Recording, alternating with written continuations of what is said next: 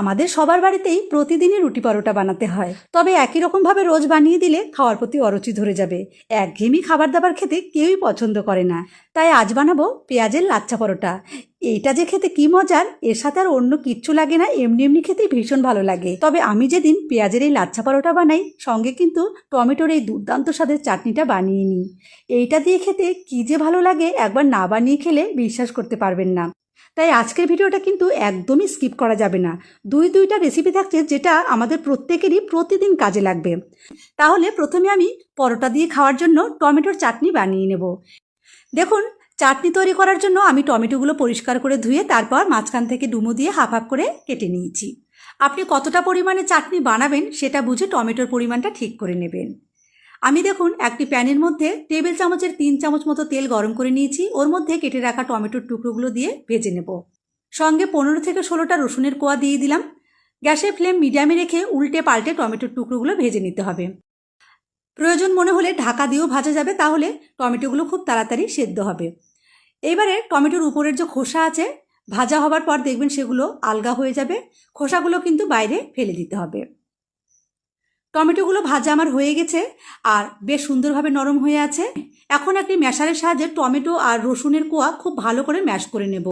এই কাজটা কিন্তু কাঁটা চামচের সাহায্যে বা গ্লাসের পেছন দিয়েও চেপে চেপে করে নিতে পারবেন। খুব সুন্দরভাবে দেখবেন ম্যাশ হয়ে যাবে।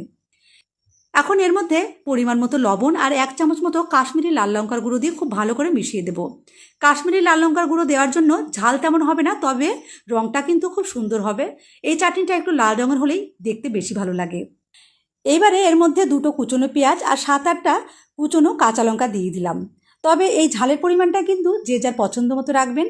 চাটনি একটু ঝালঝাল করে বানালেই আমার বিশেষ করে একটু বেশি ভালো লাগে।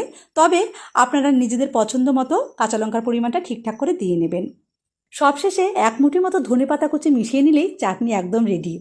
দেখুন কত সুন্দর রং হয়েছে। এটা দেখতে যেমন লোভনীয়, খেতে কিন্তু তার থেকে অনেক বেশি ভালো লাগবে। এইভাবে চাটনি বানিয়ে আপনারা রুটি পরোটার সাথে পরিবেশন করতে পারবেন। চাইলে 1 সপ্তাহের জন্য বেশি করে বানিয়ে ফ্রিজে রেখে দিন। যেদিন রুটি পরোটা বানানোর পর আর তরকারি বানাতে ইচ্ছে করবে না, সেই দিন এই চাটনি দিয়ে পরিবেশন করুন। দেখবেন সবাই আরও 2টো পরোটা বেশি খেতে চাইবে। তাহলে টমেটোর চাটনি বানিয়ে আমি সাইডে রেখে দিলাম। এইবারে বানাবো পেঁয়াজের লাচ্ছা পরোটা।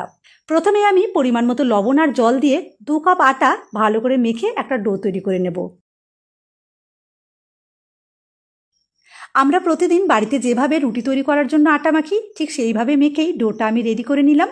এখন এটাকে ঢাকা দিয়ে কিছুক্ষণের জন্য রেস্টে রাখবো। ততক্ষণে আমি বাকি কাজগুলো সেরে নিচ্ছি। দেখুন একটি পাত্রের মধ্যে আমি নিয়ে নিলাম 3টা কুচনো পেঁয়াজ,